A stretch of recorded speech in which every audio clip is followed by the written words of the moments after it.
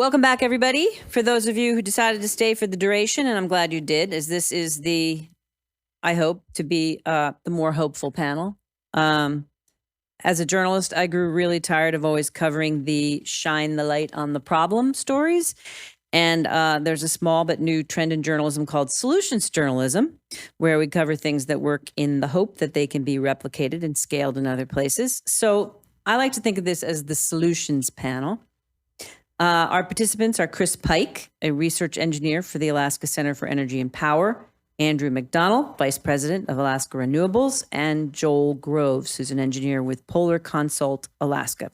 And again, I ask that you read all about them in their bios that are quite extensive in the program.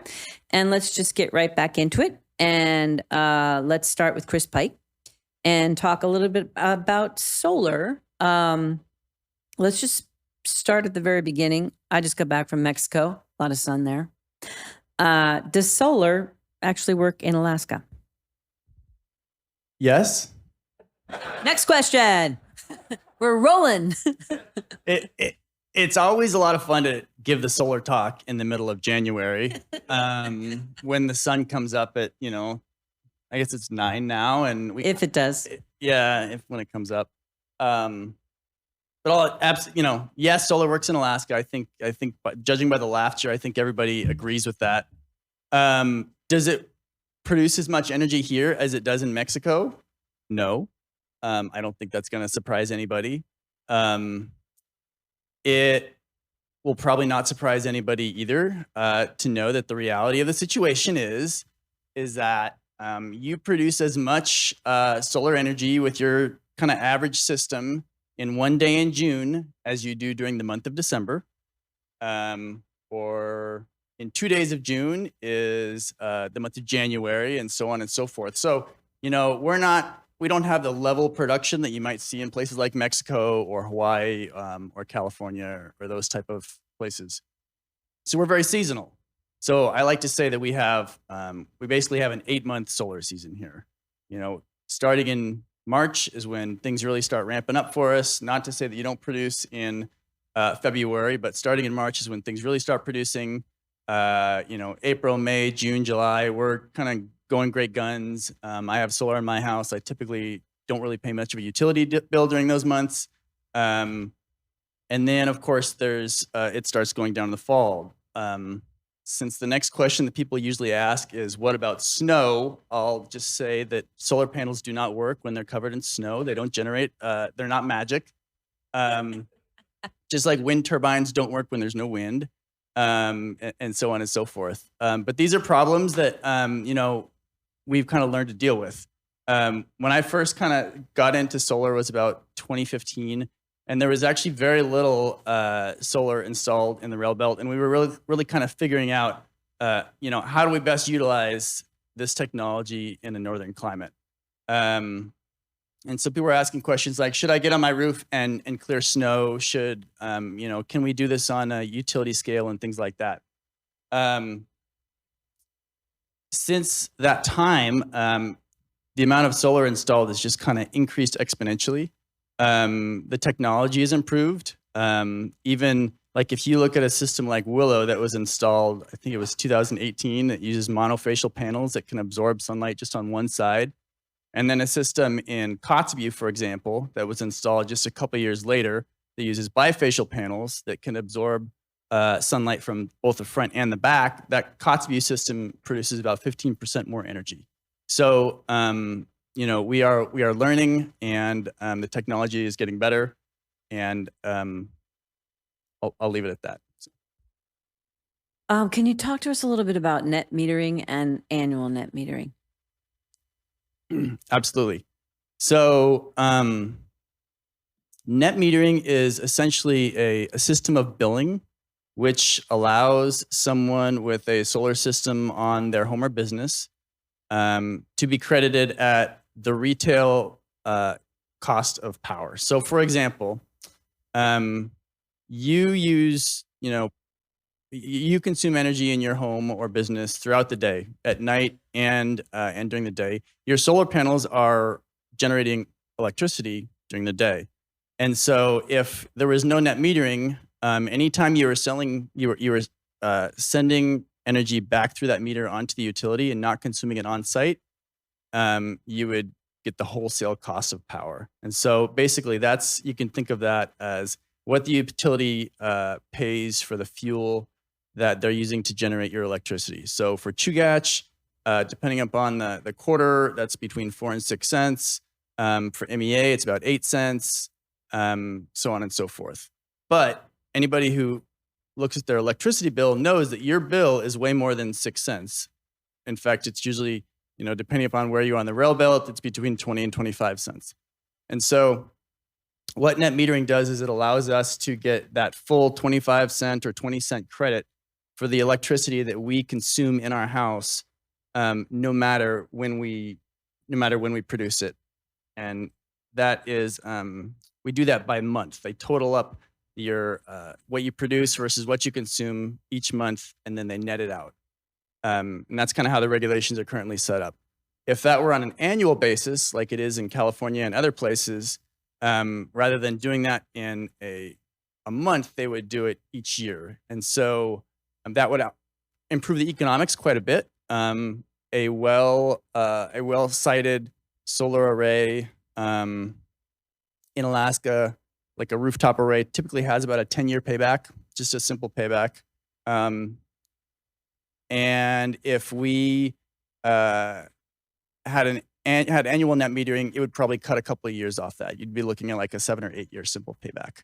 And so a lot of times people, like when I talk to solar installers, and a big part of my job is talking to developers and solar installers and kind of hearing what the latest and greatest thing in the market is and what some of their challenges are and this kind of stuff.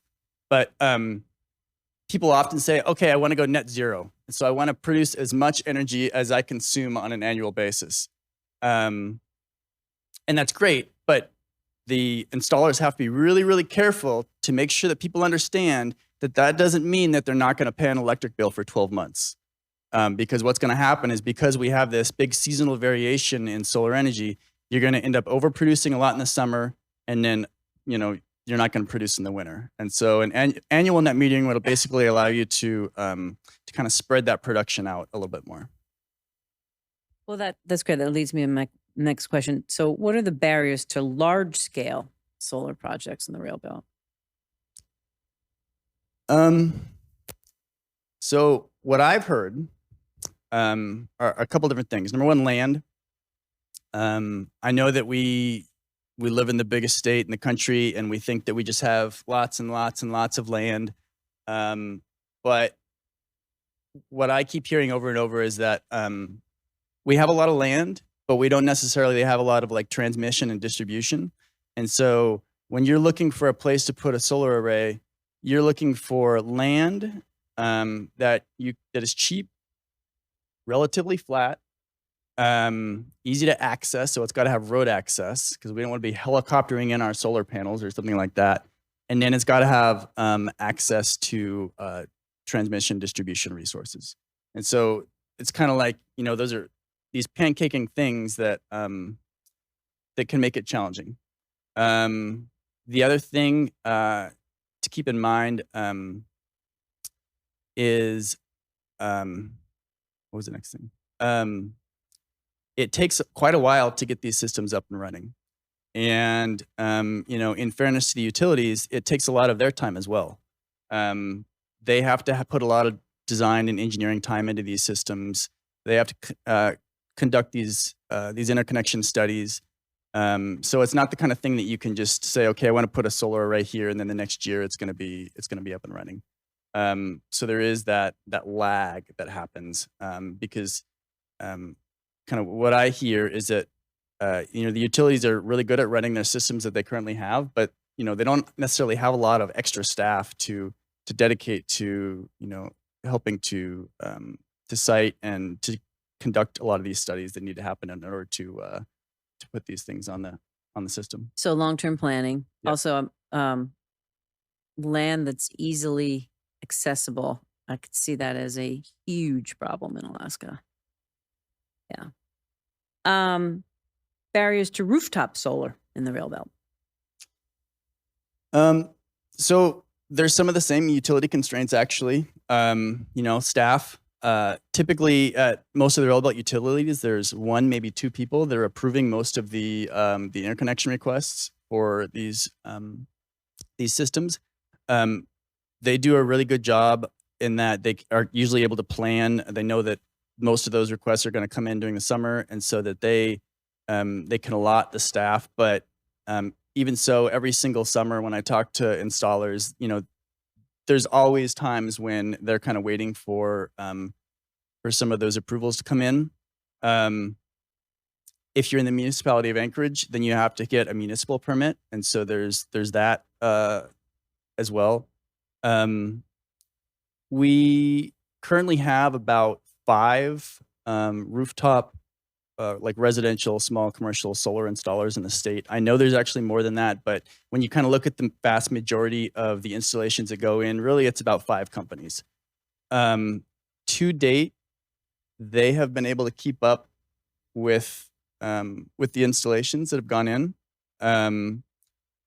Just to kind of give you some numbers, over the last 4 or 5 years, there's generally between about 400 to 450 new net metered installations. You can think of those as rooftop installations that have gone in each year on the Railbelt. It's about 2.5 megawatts per year. But you can imagine, so they've been able to keep up with that right now. They are increasing the size of their crews each year. Every single company that I talk to is always talking about how they're adding more employees. But you can imagine all of a sudden, if all of a sudden we said, okay, we're not going to put 400 systems in, we're going to put 800 systems in. Well, that's a pretty huge increase. So, it's kind of one of these chicken or the egg things. Like, I think that they have the staff to do what we're doing right now. But if there were a big increase, there would need to be some real effort put into making sure that there were properly trained people available, because the last thing you want is to have that increase when maybe installers don't have the experience that you want. Then you start getting problems with quality control and that kind of stuff. So I think that would be a challenge as well. Is it mostly residential or commercial? For net metered systems? Yeah. Mostly residential. Hmm. There are definitely some commercial systems, and that's growing. But to date, it's mostly been residential. Can you talk to us a little bit about the benefit afforded to development by federal tax credits and their availability? Sure. So it's kind of funny because a couple of years ago, we had the tax credit, the 30% tax credit for solar has been around for a long time. I forget what year it started, but several years ago, we kind of all convinced ourselves that it was going to go away. And it actually, then it got renewed, and we said, okay, but this is the last time it's not going to get renewed. And then it actually started to sunset. So, it was 26%, and it went from 30% to 26%. And then the IRA just got passed. And so now we're back up to 30%.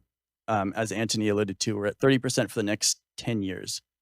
The interesting thing about the Inflation Reduction Act is there's a lot of new stuff that you can actually get tax credits for as well. Tax credits can now apply to storage as well. Tax credits can apply to interconnection costs. So for these large developers doing these utility scale systems, there's additional tax credits depending upon where systems are placed. For example, if it's in an area like a low-income area or historically disadvantaged area, if a certain percentage of your materials are produced and made in America, there's additional tax credits.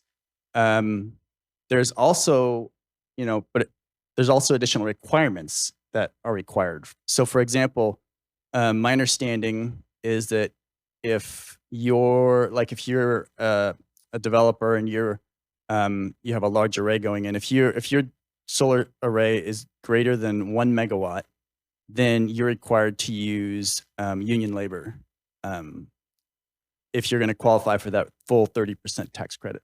So obviously there's a prevailing wage requirement there. And so, I think at this point, I think everybody agrees that the tax credits are gonna lower the cost, but there's still the jury's still out on exactly like how much that's gonna change. Because the other reality is costs have gone up over the last couple of years. I don't have an exact percentage, but even like when you look at the most recent reports that talk about the uh, the power purchase agreements that have been signed in the lower 48, year over year, they are more expensive now than they were a year ago. I think that everybody kind of agrees that that's going to start to work itself out. It's just kind of a reflection upon kind of the current state of things. But there's a lot of that kind of stuff. So the costs have really kind of come down. We're in a little bit of a correction right now, but I think generally the consensus is that that trend will continue. Lastly, I want to ask you a little bit about low cost financing, like a green bank. What opportunities are there? I guess just a quick answer. Anthony mentioned REAP is doing quite a bit of work on, looking at rooftop solar, specifically, looking at annual net metering and some of this kind of stuff.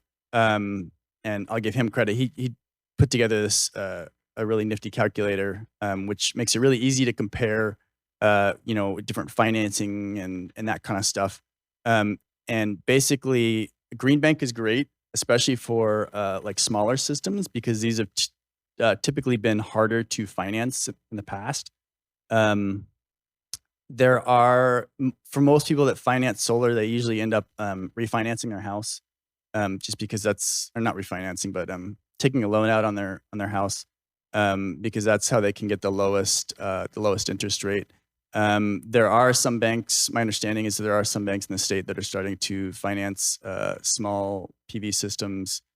But Green Bank just makes it a lot easier, and you can get lower rates. When you actually look at like your return on investment for using a loan versus just paying out of pocket, it's huge. It's much better if you finance it. And the reason is, if you think about it, you're getting a tax credit based upon the cost of your system, so you're able to leverage that money. And so, if you spend $10,000 on a system, you're getting 30% back on your tax bill that year. And but you may have only paid 5,000 out of pocket, and the other 5,000 was from whatever loan you got. So you kind of, when you start to think about it that way, it makes a lot of sense.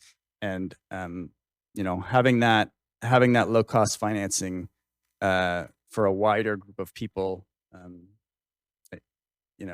it would definitely incentivize the industry. Let's talk about wind. Andrew, what motivated you to found your company, and what are you working on? Yeah, I've been in Fairbanks, and it was really in response to the community's need. And so, in the same way that we're looking at the challenge here in South Central of dwindling gas supplies, Fairbanks and Interior Alaska has similar and different in different ways, challenges to their own energy supply. And so it was really about finding solutions that we could bring to the table that could provide utilities with additional options to purchase renewable energy and make a change to their portfolio and diversify their energy sources. And so we're really students of the utility systems, and take a really collaborative approach to working with them, understanding what the challenges, the benefits of these projects could be, and then moving forward and collaborating towards solutions that we can actually add to the grid on near-term timescales. So, we sort of selected wind because we think it's a good fit for Alaska, and we have wind resource here that can be tapped and brought economically to the system. And it's a mature technology that is that's been proven. We have operating wind farms in Alaska that are proving to be doing really well. And so the question was how can we put more of those options on the table for Alaska, initially interior Alaska, to tap into, but that's when we started looking at the overall portfolio of wind resource throughout the state of Alaska and looking for opportunities to develop projects throughout the Railbelt that can serve all of the utilities, even down here in South Central. So what are you working on? So we've got, right now we're focusing on 2 wind project developments, one in interior Alaska. It's called Shovel Creek Project, and it's outside of Fairbanks, about 20 miles to the west of town. And the other one is called Little Mount Susitna, and it's located across Cook Inlet, above the Beluga Power Plant and transmission lines, on a broad plateau to the west of Mount Susitna, which is the landmark that most Anchorage folks are familiar with, the Sleeping Lady. And so, yeah, so these are large scale wind projects. Like really big, right? Like bigger than, like how many times bigger than Fire Island? These would be anywhere from 120 megawatts to up to 270 megawatt projects. And so these are the types of projects that we think can begin to bring low cost renewable wind energy to the Railbelt grid, and can be deployed on timescales to address some of the fuel concerns with natural gas. Totally unfair question, but pie in the sky, like percentage of what how would it fit into the energy mix, the current energy mix? Yeah, so I don't know if it depends on how you look at it and what sort of assumptions you're making about what the projects are that we're building, that we end up building. How big of a project and how many projects we bring on really depends on the agreements, the offtake agreements that we can enter into with the utilities, and how that electricity can be reliably and safely and affordably integrated into the existing grid system. So if you just take, like, let's just say a big wind project, maybe in the middle of what the size that we're looking at, and you say 200 megawatts, and that would generate about 600 gigawatt hours per year, which is equivalent to about 4 billion cubic feet of gas in the units that the previous panel was talking about. And so, right now, utilities collectively are using about 24, last numbers I saw, I don't know, maybe there's new numbers, 24 billion cubic feet. So with a 200 megawatt project, you could take 15% out of that. Yeah, and so, with the 2 projects, that one up north, one down south, there's the potential for up to 10 BCF per year of gas displacement. And now, in order to realize that, there's a whole process and that has to be done in order to figure out the engineering behind that and figure out how to change the way we operate how to change the way the utilities operate the current system, because it is currently running on essentially gas down here. And so we have to figure out how to integrate that and what sort of, supporting technologies, storage, or dispatch strategies can be deployed in order to make that happen. Yeah, that was my next question, and I'm sure it's long and involved, but like, what's the process like for developing a wind farm in Alaska? Yeah, overall, you could, we hope to, we're working towards bringing projects online by 2026 is our goal. These two projects. And so overall, we've been working on this for about 2 years now. And overall, the process involves identifying where the wind resources exist in the state. And it's not like solar where it's, pretty uniform. There's certain places that are windier than others. And so you have to identify those. And then you have to look at who owns the land, how you would access it with roads and transmission lines, where it is on the grid, where it would interconnect into the system, and what infrastructure there is to support that. And so the overall process, in the development phase, probably 4 years of work, and that proceeds on with additional efforts for interconnection and integration studies, which are engineering-led studies that are conducted by the utilities in order to study the impacts of the projects on the stability of the grid, the reliability of the grid, and the economics of the grid. Because if you add a intermittent resource, that changes things. And so all of those things are being studied right now for the Little Mount Susitna project across Cook Inlet here.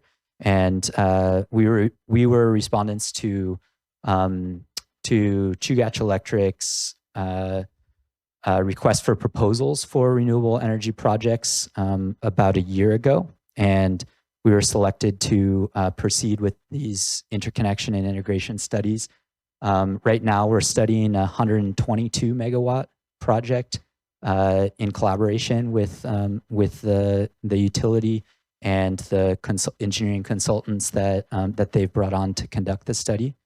And we hope to progress through those studies and then also work with other potential off-takers, so other utilities in the Railbelt. So that means all of the major Railbelt utilities, to see if they might be interested in purchasing additional offtake in addition to the 122 megawatts from the Little Mount Susitna project. And in doing so, if that were possible, it could further drive down the costs of these projects, because what we're seeing is, the landmark projects of 2011 era with Fire Island and Eva Creek, those are on the scale of 17 to 24 megawatts. And, the question was always asked by my neighbors in Fairbanks of like, well, wind costs X amount in the lower 48. Why can't we get that here? And it's a good question. I mean, there is definitely an Alaska factor, and that adds to the cost of getting any infrastructure project done here. But a lot of it is also just the economies of scale and reaching project sizes that can support the investment that's required in building a road and transmission lines in order to connect up that project to transportation and electrical infrastructure. And so that's a lot of upfront cost that, if you can find a big project site and that has an adequate resource, that the economics and the cost of energy that comes out of that project, progressively gets lower as the scale of it gets bigger. And it's, similar, analogous to the dynamics that we were talking about on the gas side of, we have a small market here. And I think that's why, why there hasn't been a lot of activity in the wind space in the last decade in Alaska is because there is that cost barrier and the size, and it's a challenge to integrate large amounts of wind, and it shouldn't be taken lightly. And so we're really thrilled by the collaborative and committed, intense study that Chugach is leading to investigate the impacts of a project like this, of this project on the grid and benefits, and move the project forward to eventually what we hope will be a power purchase agreement negotiation, and then we've also brought on environmental consultants and permitting specialists like ABR and Solstice and Stantec to help us with the permitting process. That'll take about a year, a full year, at least 1 year of field and environmental studies, followed by a permitting process, and in order to obtain the permits for that for these sites. I was going to ask about barriers, but I think you've just addressed you've addressed a few of them. Does the grid? I'm assuming the grid has to sort of change to integrate wind. Fundamentally, the grid has many of the assets and tools that are desirable and conducive to integrating wind, namely dispatchable power plants that can ramp up and down in order to accommodate and fill in periods when there is lower wind. However, it's not that simple. There's a lot of complexities on the gas supply side. You know, the gas comes out of the inlet here and then through a supply pipeline system and then into the generating systems. And a lot of that process is governed by physics, for one, and contracts that complicate how this would be done. And right now it's a pretty simple process because gas is the main driver, main power source for the Cook Inlet region. And so the utilities can nominate the amount of gas they require from those fields, well in advance, and count on that to be supplied to fuel the generators to meet the demand. Now, once you introduce a large variable wind project that's, on the size of, 120 megawatt facility would be equivalent to about 2 combined cycle gas power plants, or gas turbine and steam plants combined. And so that, those systems have to be ready to respond. And so the addition of the battery energy storage systems that the utilities are working on deploying, and other solutions have the potential to play an important role as the build out of renewable energy progresses. And so, yeah, working out all those details is a level of engineering beyond my expertise. And that's, why we're, just really grateful to be working with excellent teams to really be getting into the practical nitty gritty details on all elements of this in order to identify what those barriers are on the grid integration side and then bring on solutions to address them. It's all pretty exciting. Door number 3. Hydro. Small hydro. Hydro, yes. Hydro. What's the potential? Small hydro. Alaska. Yeah. So I'll start briefly to just talk about some of my hats, and none of which I'm wearing tonight. So I am a civil engineer. I practice with the small hydro, developing small hydro throughout the state of Alaska with Polar Consult Alaska. I'm a member of Fishhook Renewable Energy, which is a IPP setup or a prospective independent power producer that is seeking to develop a 2 megawatt run-of-river small hydro up in Hatcher Pass. I've been doing that for my second decade of that project.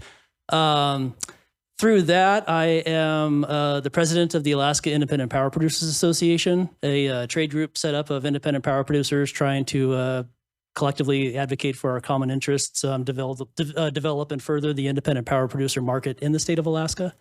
And that has led me to my fourth hat, which is I am a director on the Railbelt Reliability Council, which is an up-and-coming organization that will one day start to implement some of the siting authority that Anthony was talking about earlier with regard to siting new generation and transmission assets on the Railbelt. The RRC's role there will be, as regards that particular function, will be developing integrated resource plans that kind of define what is the preferred portfolio of new resources that the Railbelt should go out and build. And then that will feed into the authority. As specific projects come in, the authority will say, or the regulatory commission will say, yes, this project is on the integrated resource plan, therefore it has a green light to go forward. If it's not on the plan, we got to go look at it closer. So anyways, hats. That's a lot of hats. You know, these yeah. guys in Mexico that walk the beach and they sell hats and they have like 7 hats. I just keep seeing that with you. Yeah, no, totally. I'm the guy that he wants to see. He's like, you come here. What are you most excited about?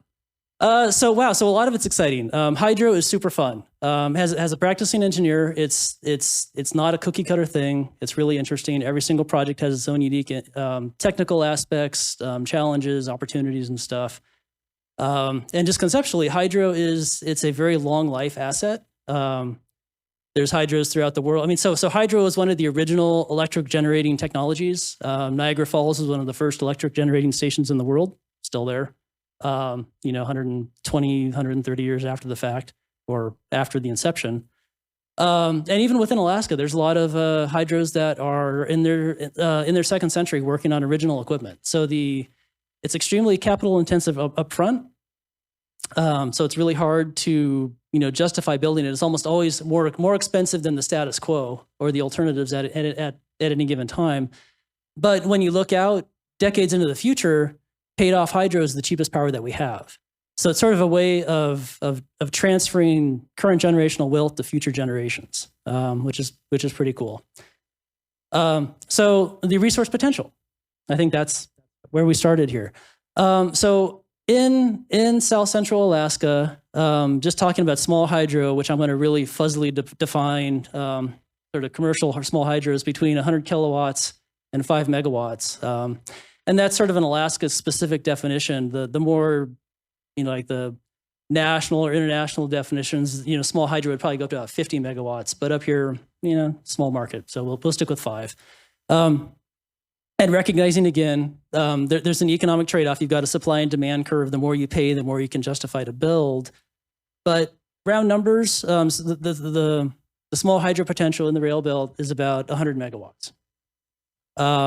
And today we have, in terms of IPP, there are 2 functioning IPP hydros on the Railbelt today, and they're about 1.5 megawatts, which is not very much.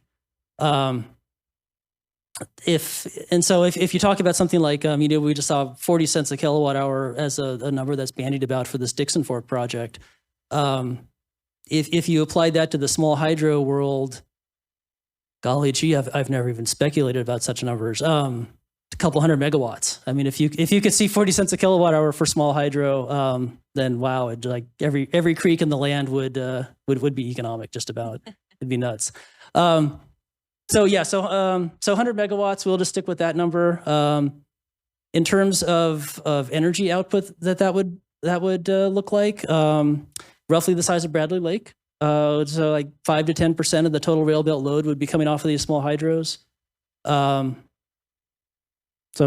megawatt potential, give or take. How fast do these things occur, development wise? Yeah, so how fast totally depends on the project. So the newest IPP small hydro on the Railbelt came online, I think, in the summer of 2021. Little 300 kilowatt project up Eagle River Valley. So that project, from the date that the developers basically sanctioned the project, said we're going to do this, to the date that they started construction was about 1.5 years, which is like lightning fast for hydro. They spent. there's a lot of sweat equity in the construction project. So it was a 2-year construction cycle for that. So this was like back in 2019, I think that they decided to start greenlight the project, and it came online in 2021.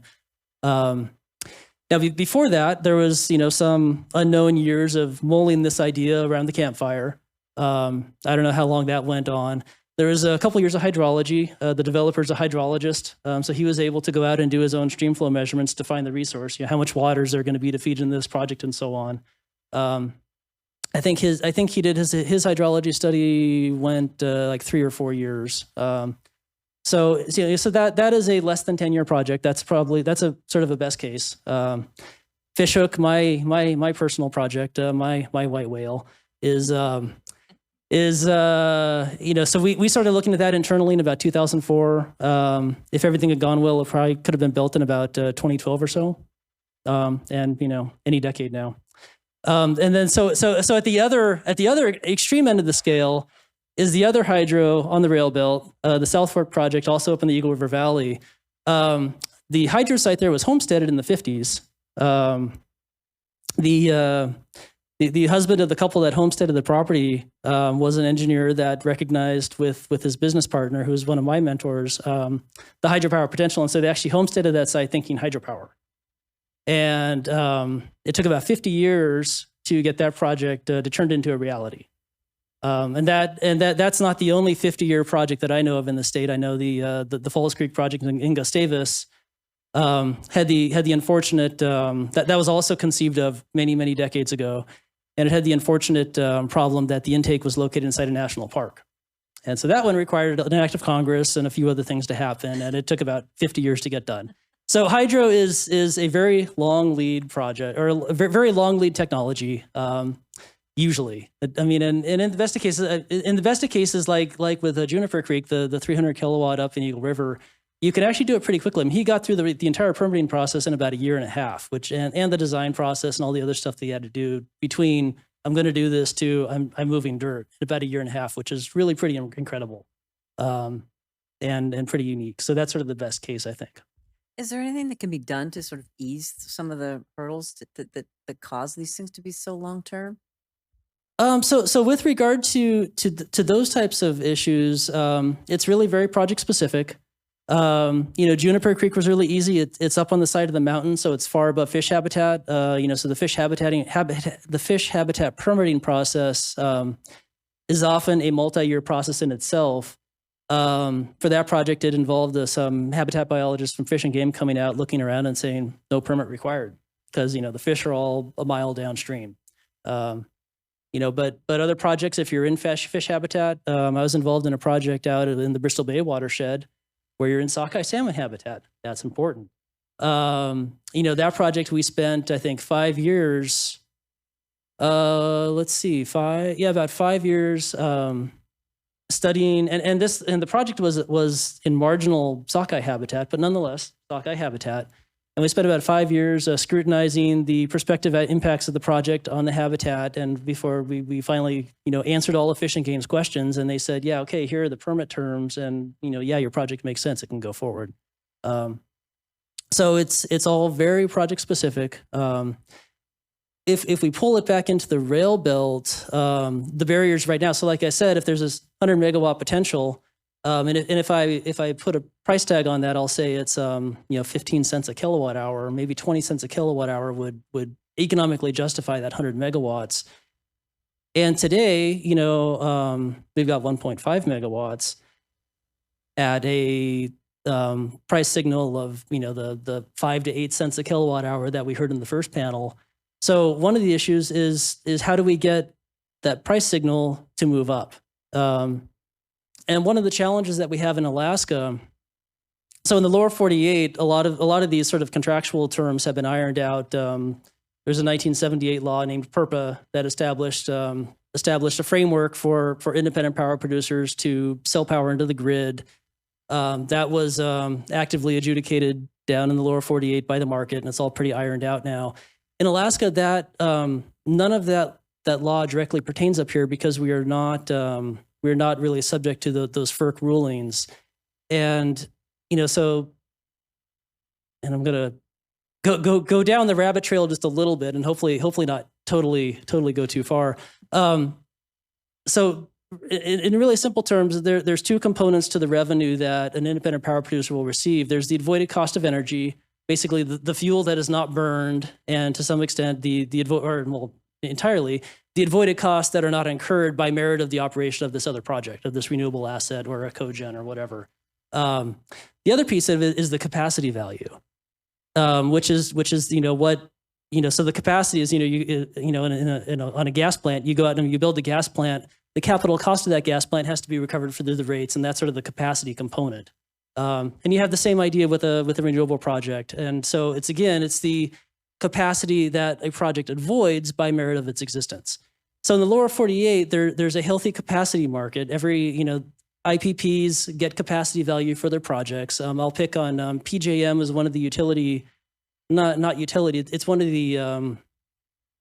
I'm not actually sure what exactly they call it. It's one of the regions of the U.S. that is managed by sort of a set of market rules. I'll put it that way.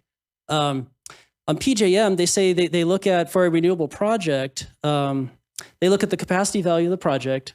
So how much energy so you have the installed the nameplate capacity of the project. You have like a 2 megawatt hydro. They say, how much energy does that actually produce over the course of the year? And see, on average, for that 2 megawatt hydro, let's say it's 1 megawatt. So 1 divided by 2 is a half. It's a 50% capacity value. So they take the capacity value of the avoided, conventional generation. They say that hydro gets 50% of that value as part of its avoided cost under the PURPA framework. If wind has a capacity value of 30%, then they say, okay, you get 30% of that capacity value for your wind output. If solar's at 15% or whatever, or 10% or 5%, wherever it is, and there's a framework for that, and it's all fairly well established. In Alaska, no project has ever gotten any capacity value, and you can get avoided cost. For many years, avoided cost was the system average avoided cost of all of the entire gas-fired generation portfolio divided by the total kilowatt hours. A few years ago, and that was an interim measure that was passed shortly after PURPA came into effect, because the utilities at the time were not sophisticated enough to figure out what their incremental avoided cost was. What the cost of the last generator that they would turn on or the first generator that they would turn off was. And so as an interim measure, the APUC implemented system average avoided cost. There was a case brought to the RCA, I think about 3 years ago now, that said, interim 35 years after the fact isn't very interim anymore.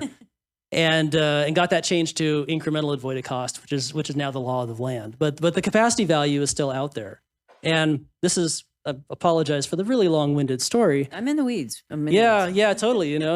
We need that lawnmower and a couple of hats.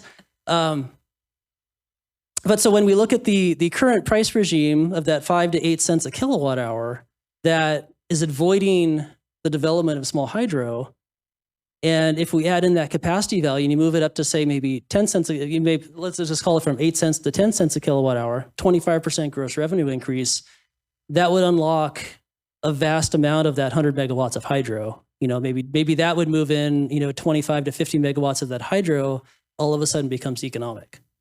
And that's why I told that story, because that is something that everywhere in the lower 48 sees that revenue flow, where that revenue flow is available to prospective power producers down there. It's not available up here. And that's just the status quo. And it's a market barrier that is preventing hydros from realizing their potential. And I think one of the biggest ones, because if you're not economic, then nothing happens. Well, that leads me to my next question, which is, for the three of you, what's it going to take? Or if you could have a wish to jumpstart renewables, to displace gas in the Railbelt, what would it be?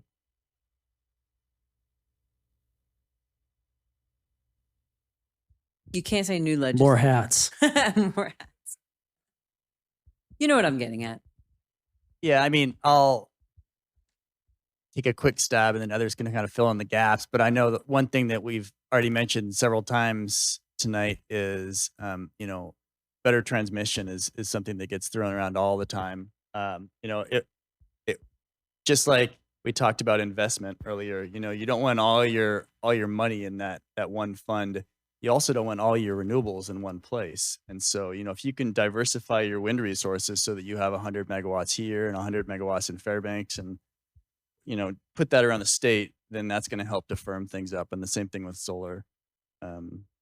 So that's my 2 cents. Yeah, I'd add to that that you know, right now the utilities dispatch their units and try to balance the loads of their own customers.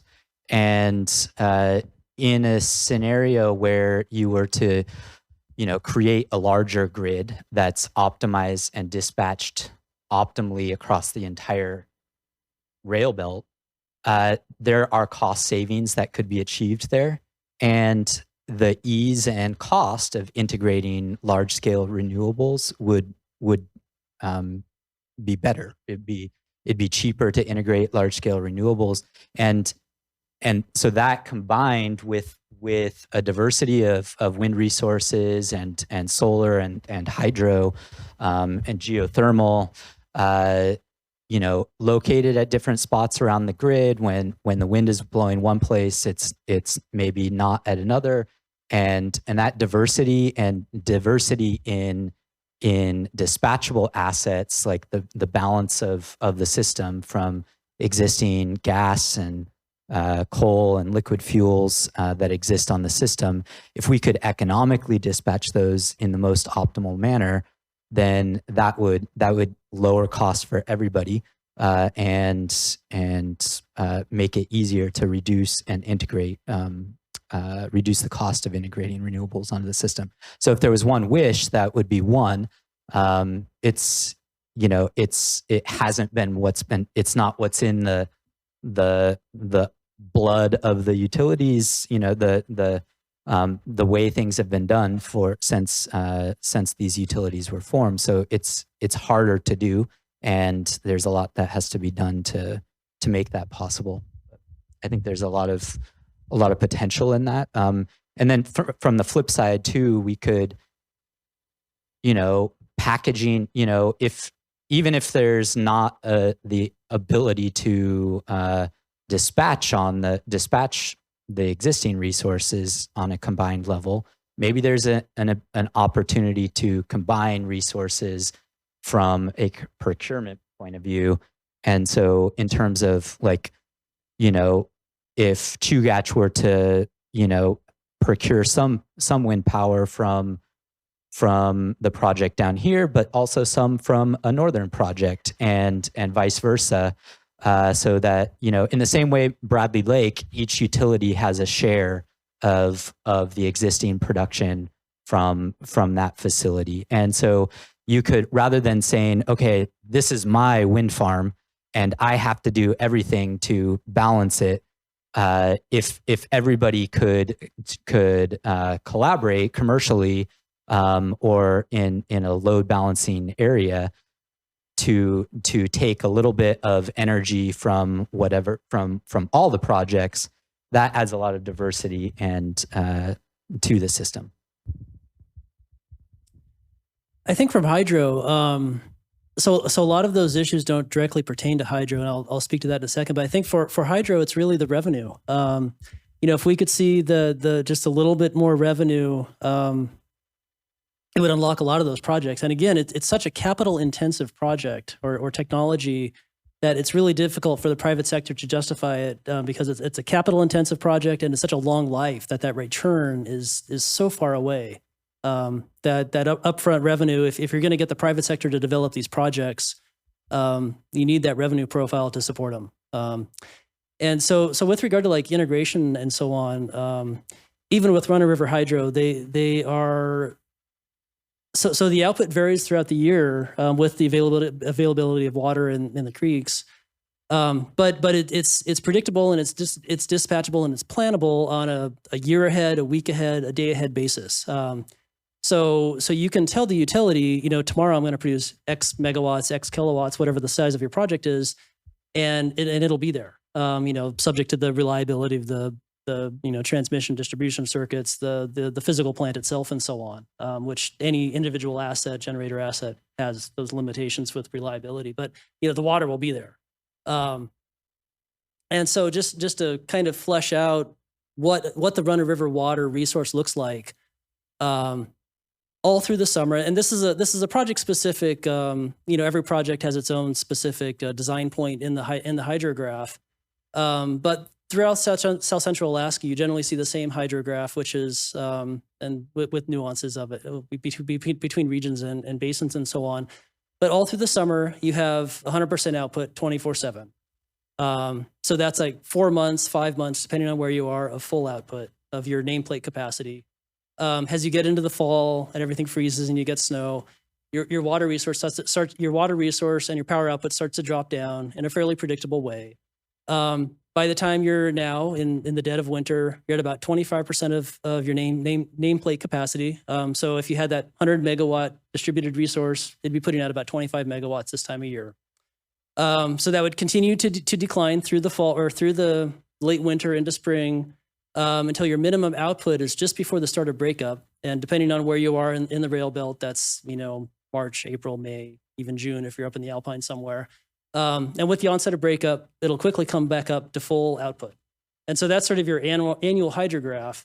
And so at any point in time, you may not have full output, but you're going to know with a fairly high degree of certainty what your output is. So unlike wind or solar, where the wind blows and it doesn't, or a cloud moves across your solar array and your output plummets in the course of seconds or minutes, hydro is very stable.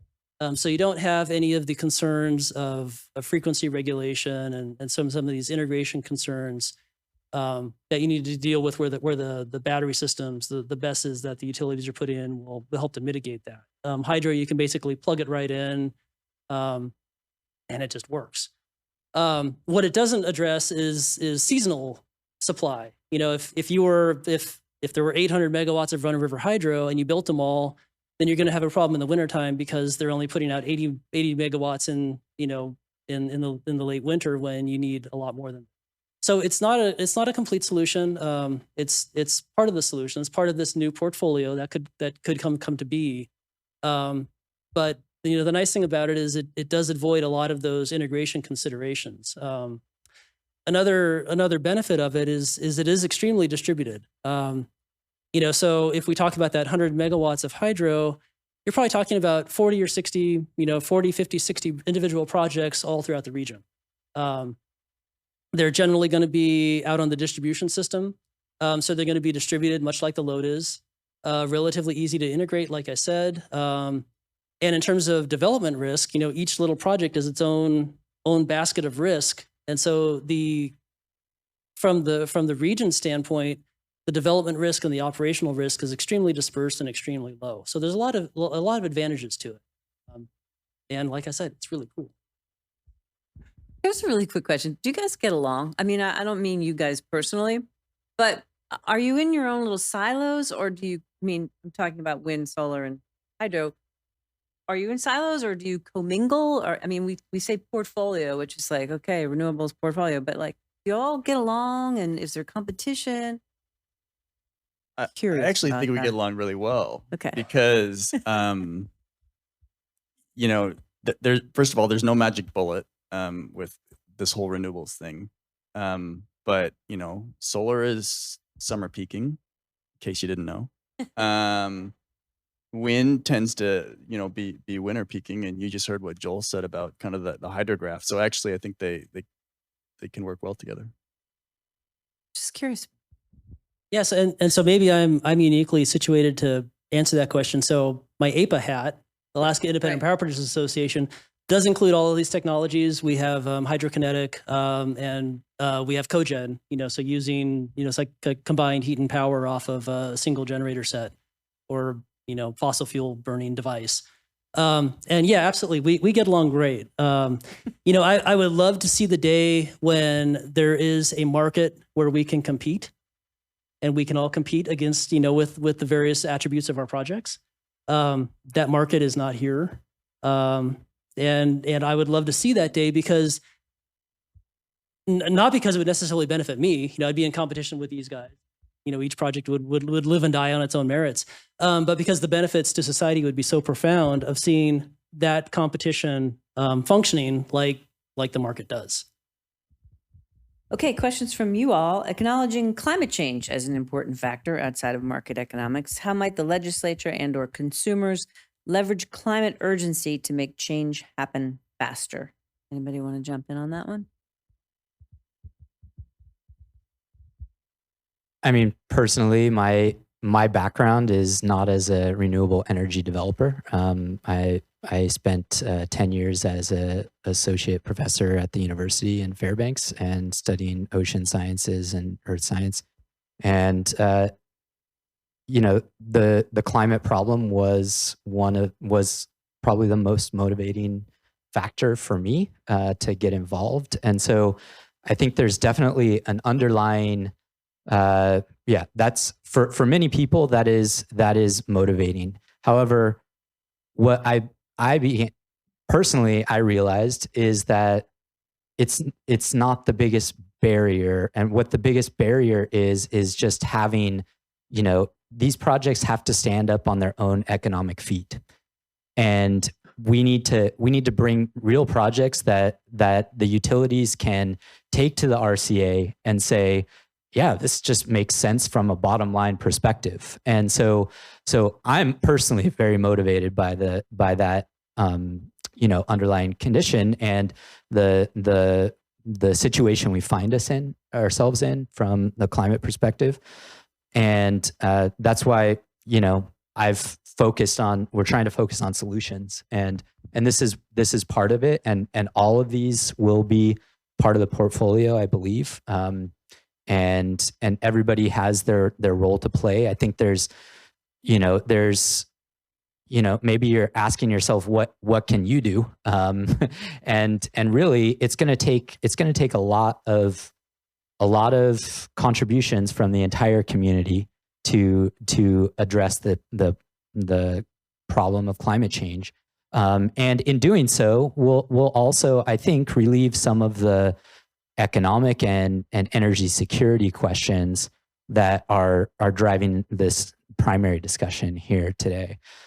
So I think they're all, you know, regardless of what your individual thoughts are about the climate issue and how it's driving, you know, how important it is to the conversation. I think it's part of the justification, certainly, and it's really encouraging and exciting to see all these solutions being lining up around like the same sort of solution set in terms of cost, low cost, reliable, distributed in some senses, sources of energy that we generate here in Alaska. Alaska is an energy state, and we should try to keep it that way, I think. And let's see what we can, you know, I don't want to import natural gas or LNG from somewhere else to burn here. It'd be nice if we could make our energy here from renewables and not add carbon to the atmosphere. Yeah, so I think you know, so renewables. So I look at more. I mean, renewables is important. I kind of look at it as from a sustainability standpoint, and renewable is part of sustainable. And one of the reasons I like hydro so much is if we look forward to the year 21, 23, and especially in the electric industry domain, what can we be doing today that will still be benefiting people then? And, you know, really the only answer to that question is hydropower. That's a big part of why I find it so compelling. Yeah. And, you know, I mean, really, it's like, you know, you can go to Skagway and you go to the Dewey Lakes hydro plant, and, you know, that thing was commissioned in 1906. And you still got original equipment spinning away, generating power for the communities of Skagway and Haines. That's really cool. And that's a big motivator for me personally. What are the issues that IPPs have to negotiate with utilities to sign a power purchase agreement and execute a deal? I was just going to say I would look to the IPPs on the stage. Yeah,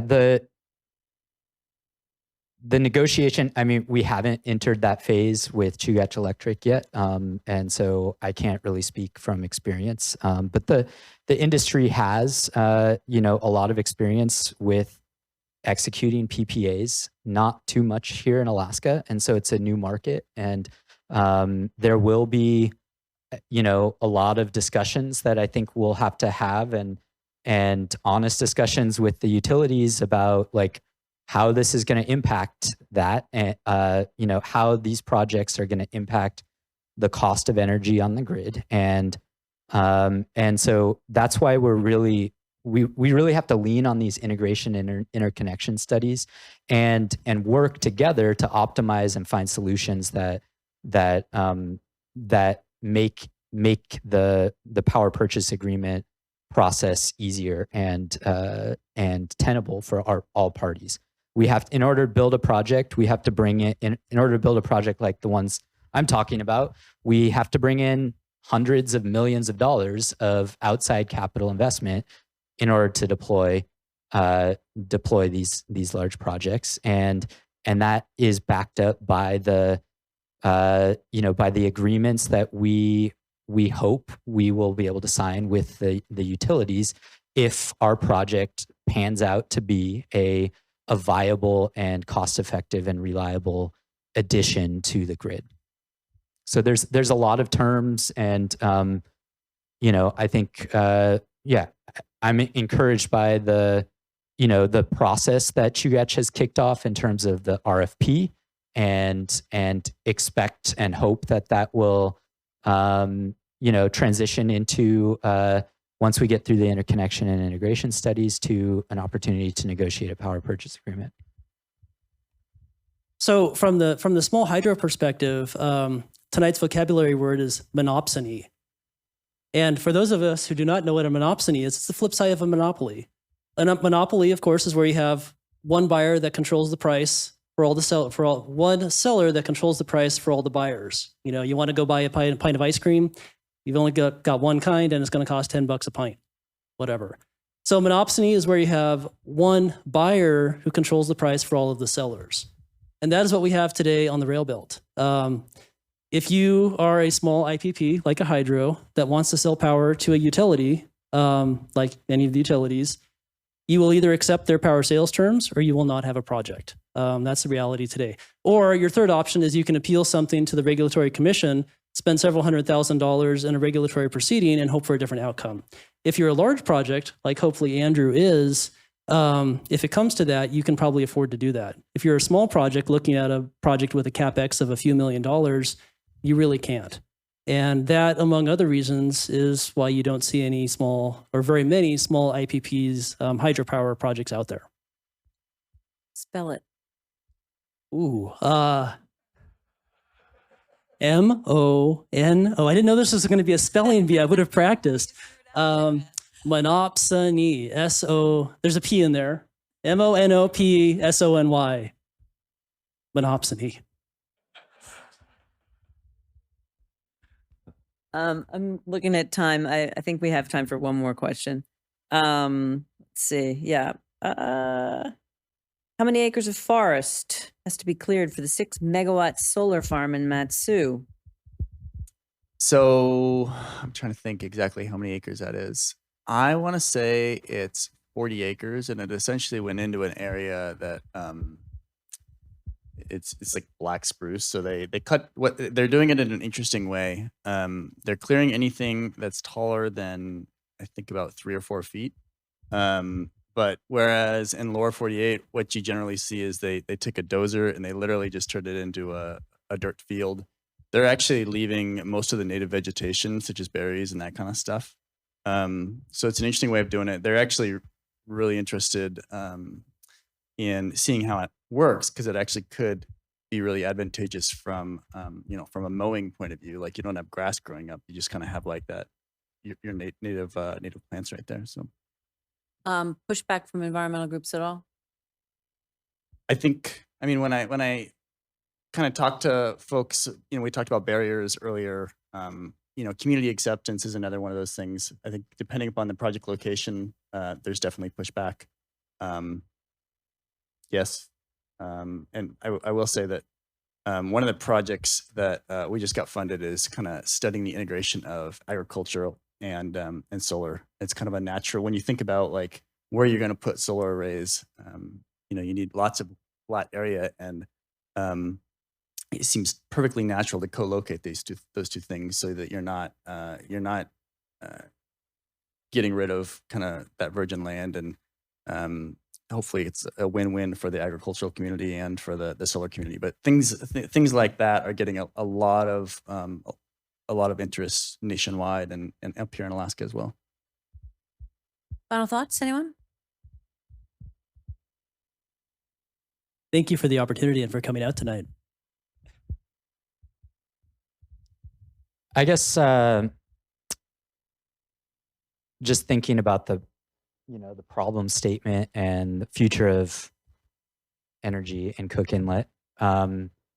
Alaska does have a lot of renewable energy resources, and I think it's a matter of building these projects out one at a time and adding renewable capacity to the grid in a way that can displace the need for additional gas purchases and ongoing expenses associated with that. And so I'm hopeful and that we can build out this portfolio of renewable resources and diversified renewable resources in order to make that happen. Alaska is really like a unique case, but not so unique. It's a really big microgrid essentially, and so there's a lot of challenges of integrating variable renewable energy onto a grid like this. And so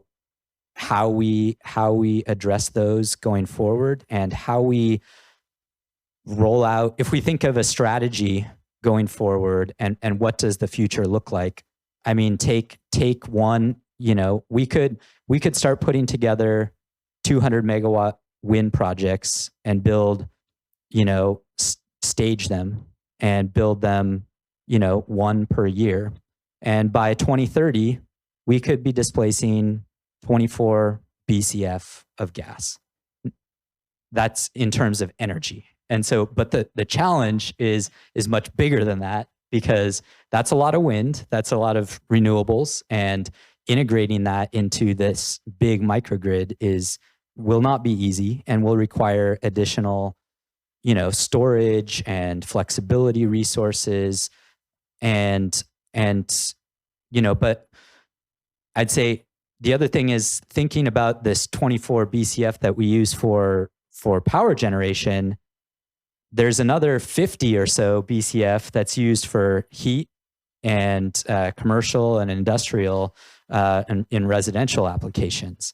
And so thinking about what we're going to do about that next 50 BCF and where we're going to get that from. And I think, to, Anthony's point was save the gas for heating, but I would change that a little bit and say we need to be looking at opportunities to shift our loads from gas to renewables across the energy spectrum.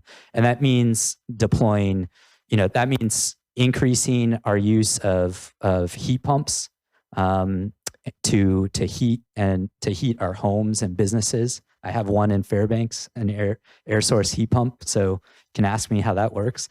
Electrifying transportation. That's also a big energy use.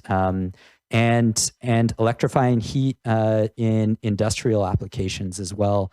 Donlin Gold is looking to build a large gold mine, and so and utilize gas power to power that. What can we do to electrify those loads and provide that instead of with gas, with electricity? And how do we use all of these resources that now are controlled? My heat pump's controlled by my smartphone, linked to the cloud, that could be eventually controlled by aggregated dispatchable demand side resources to help play a role in balancing the variability of renewables on the grid. And so looking forward, I think there's a lot of opportunities. There's a lot of challenges that need to be overcome. I mean, just the sheer scale of the labor pool. You know, there's only 140 construction linemen in the state, and so if we need to, and most of them are busy building substations and new power lines, and we're going to need a lot of them to build new power lines to projects like wind, solar, and hydro power points. And so that translates across the work streams in construction, engineering, environmental work streams. It's kind of an all hands on deck transition if we're going to, make a dent in the scale of the problem that we're facing right here. Thank you for that wonderful summary. Chris, thank you all very much for your time and wisdom. Appreciate it.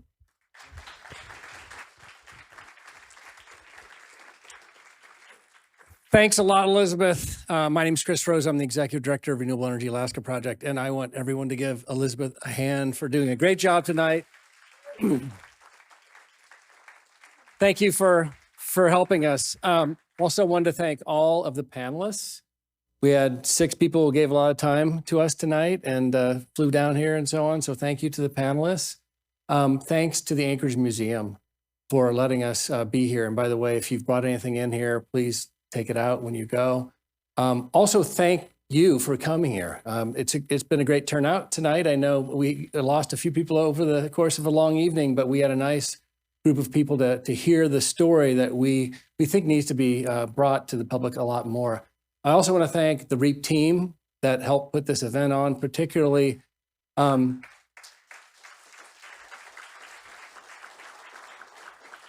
Donovan Rosianello, who's our outreach director, Connor Bass-Janago, who is our policy associate, Greg Stiegel, who is our operations director, and Anthony Scott, all worked really hard on this event. So thanks to all of them.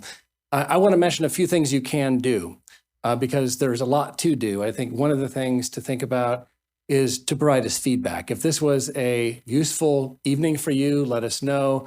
We could do a follow-up event. There's a lot more that we didn't say tonight that we could be talking about. So let us know if there's something else that you'd like us to talk about. If you are a member of a co-op, and I think almost all of us are, let your co-op boards know how you feel about the issues that we're talking about here. As you heard earlier, the co-op boards are our link to accountability in this system. And if they don't hear from us, we are not really part of the system as much as we could be. So let your co-op boards know how you feel. Let your legislator know how you feel about renewables and diversifying our portfolio, because that's clearly something that we should be doing. 85% reliance on natural gas for electricity is a really high number. And as we've all said or heard earlier tonight, no one would invest that way. So we need to start diversifying now. Let the legislators know that you care about fuel diversification here in the Railbelt. You can sign up for our newsletter. That way you'll know what we're doing and what's going on in Juneau. Watch our website, because then you'll see what events we might be holding and if we're going to have another event like this. And our speaker series, which many of you know about, which is a virtual series now, will start March 15th. So that's a Wednesday at noon. So watch out for that. And we thank you again for coming here tonight.